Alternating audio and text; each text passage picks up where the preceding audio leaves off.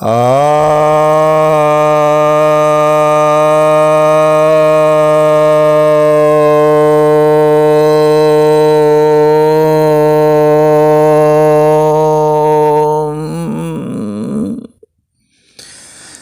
भक्तजनों को सप्रेम नमन। भक्तों, आज मैं आपके समक्ष श्रीमद् भगवद गीता के 10वें अध्याय के 23वें श्लोक पर प्रवचन सुनाने जा रहा हूँ। श्री भगवान उवाच। भगवान कहते हैं, रुद्राणाम शंकरश्चास्मि वित्तेषु यक्ष रक्षसाम वसुनाम पावकश्चास्मि मेरुः शिखरिणामहम्। अर्थात मैं रुद्रों में शंकर हूँ और यक्ष राक्षसों में कुबेर हूँ, वित्तेश हूँ, और वसुओं में मैं पावक हूँ और शिखरों में मैं मेरु हूँ।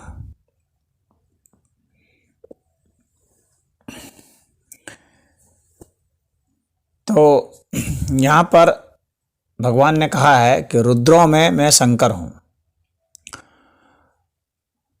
तो रुद्र का अर्थ होता है जो भयंकर है, और भयंकर इसलिए है कि जो रुलाता है। यानी जो संसार और संसारिकता में लिप्त हैं, उनको जो रुलाता है वो रुद्र है, और उनके लिए वह भयंकर है, इसीलिए रुद्र उनको कहते हैं।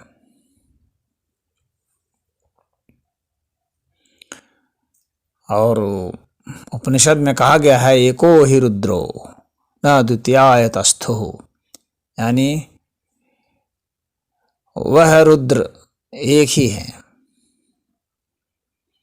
यानी वह पूरे अस्तित्व का जो सम्यक भाव है उसको वहाँ पर दर्शाया गया है कि वह रुद्र एकमेव स्थिति में है, वह एक है। लेकिन रुद्रों की संख्या तो 11 बताई गई है, वहाँ पर एक बता रहे हैं।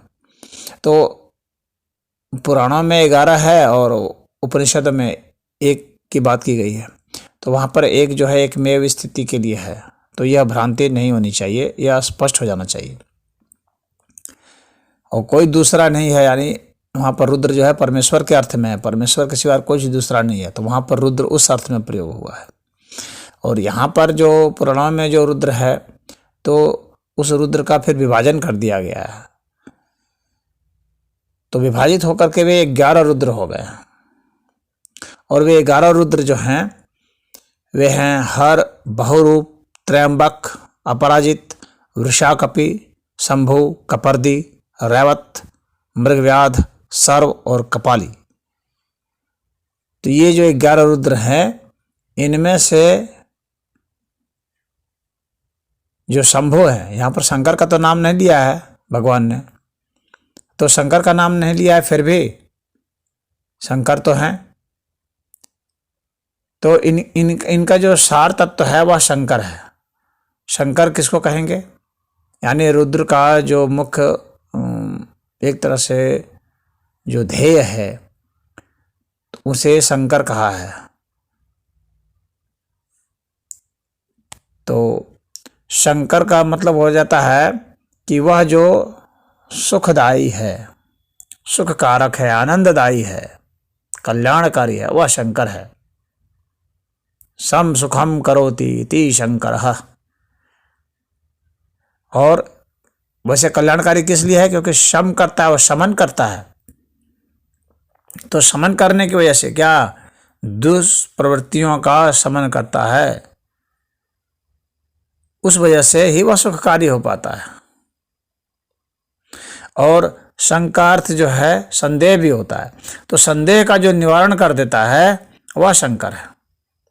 तो संदेह का निवारण करना वह यहाँ पर प्रमुख है कि संदेह का निवारण करने के कारण, और इसी के कारण वह कल्याणकारी है क्योंकि वह शम करता है, शमन करता है, संदेह का निवारण करता है और शमन करता है दुष्प्रवृत्तियों का। इसके कारण ही वह सुख देता है। तो सुखम करोति, तो इसलिए वह शंकर है। तो रुद्राणाम शंकरश्चास्मि, भगवान कह रहे हैं रुद्रों में मैं शंकर हूं। वित्तेषु यक्ष रक्षसाम, और यक्ष में, यक्ष कौन है? यक्ष का मतलब हो जाएगा कि वे जो संसाधनों के उपभोग में बहुत ही अनुसंधान करने वाले हैं। तो वह जो प्रवृत्ति होती है हमारे भीतर या पूरे अस्तित्व में ही, जो संसाधनों का सही उपयोग कर पाते हैं, उसका सही फॉर्मुलेशन कर पाते हैं, फाइनेंशियल मैनेजमेंट करते हैं, वे सब यक्ष हैं। और इसके कारण क्या होता है कि रक्षसाम, राक्षस कौन है? जो रक्षा करते हैं। तो जो धन की, संपदा की रक्षा करते हैं, अपने उस मतलब अर्थव्यवस्था से संबंधित जिसमें कि बुद्धि है, प्रखरता है, यानी फाइनेंस विभाग जो संभालता है, समझ लीजिए हमारे में जो वित्तीय समझ जो देता है वह है वित्तेशो। वित्त के जो ईश हैं वह वित्तेशो है। तो वित्त के जो ईश हैं, जिनको कि कुबेर भी कहा गया है, तो अब यहाँ कुबेर का मतलब उस कुबेर से नहीं है जो रावण वाला कुबेर है। कुछ लोग ऐसा समझते हैं कि रावण वाले कुबेर को कह देते हैं, हालांकि उसको भी वो माना गया कि भाई उसको भी कह दिया गया कि ये हैं वित्त के वो कोषाध्यक्ष, वित्त कोषाध्यक्ष रहेंगे, देवताओं के कोषाध्यक्ष रहेंगे। परंतु यहाँ पर हम लोग को समझना चाहिए, क्योंकि यहाँ पर यौगिक शब्द हैं ये सब। यहाँ कोई जो गीता है इसको ऐतिहासिक अर्थ में नहीं समझना चाहिए। यहाँ पर जो शब्दावली का प्रयोग है वो यौगिक है। तो हम लोगों में जो वित्त की जो समझदारी विकसित करता है और संसाधनों का सही उपयोग करता है, और उसके जरिए संसाधनों की और संसाधनों के जरिए स्वयं की जो रक्षा होती है वह वित्तेश है। तो उसका जो स्वामी है उसको वित्तेश कहते हैं। इसको कुछ लोग कुबेर भी कह रहे हैं। तो यहाँ पर यक्ष और रक्षसाम का ऐसा ही अर्थ समझा जाना चाहिए। अब इसके बाद है वसु नाम पावकश्चास्मि, वसुओं में मैं पावक हूँ। वसु भी धन संपदा को ही कहते हैं, लेकिन धन संपदा किसके माध्यम से बनेगी, कैसे बनेगी, यह यहाँ मुख्य है। तो पूरे अस्तित्व में जितने भी धन संपदाएं हैं जिसके माध्यम से हमारा वित्त मजबूत होता है, या दुनिया में जितनी भी संपदाएं हैं वे किस आधार पर बनती हैं, कैसे तैयार होती हैं, वह जो है वसु का है। तो 8 वसु बताए गए हैं। तो उसमें से एक धर हैं, एक ध्रुव हैं, फिर सोम है, अहा है, अनिल है, अनल है, प्रत्युष है और प्रभास है। तो ये जो नाम हैं ये वसुओं के नाम हैं। और इसका एक योग संबंधित इसका अर्थ है। धर का अर्थ हो गया जैसे ग्रहण करना, किसी चीज़ को धर लेना, पकड़ लेना। यानी जब तक आप में ग्रहण करने की क्षमता नहीं रहेगी तब तक आपके पास धन संपदा वैभव नहीं रह सकता। तो ये पहली शर्त है कि आप में ग्रहण करने की। यहाँ पर देखिए, यहाँ पर धन संपदा किसके पास ज़्यादा होगी उसके लिए जो शर्त है वो यहाँ पर बताई गई है। इसको अच्छे से समझ लेना चाहिए। शास्त्र में हम लोग को सब कुछ बताया जाता है कि धन संपदा क्या है और कैसे धन संपदा उत्पन्न होती है और क्या चीज़ है। तो ग्रहण करने से मतलब है, ऐसी धर से फिर धरा भी है, धरती भी है। तो ये धर से संबंधित जितनी भी चीज़ें हैं ये सब वसु के तहत आ जाएंगे, चाहे धरा हो, चाहे धरती हो, चाहे ग्रहण करने की क्षमता मूल, लेकिन यही है कि उसी से है। फिर है ध्रुव। ध्रुव का अर्थ हो गया कि आपकी निश्चितता होनी चाहिए, अटलता होनी चाहिए, स्थिरता होनी चाहिए। जब तक आप में स्थिरता, अटलता, निश्चितता नहीं होगी जब तक दृढ़ संकल्प नहीं होगा तब तक आपके पास धन वैभव नहीं रह सकते हैं, संपदा नहीं रह सकती है। इसके बाद है सोम। सोम का अर्थ हो गया आनंदवान और जुनून भी, नशा भी।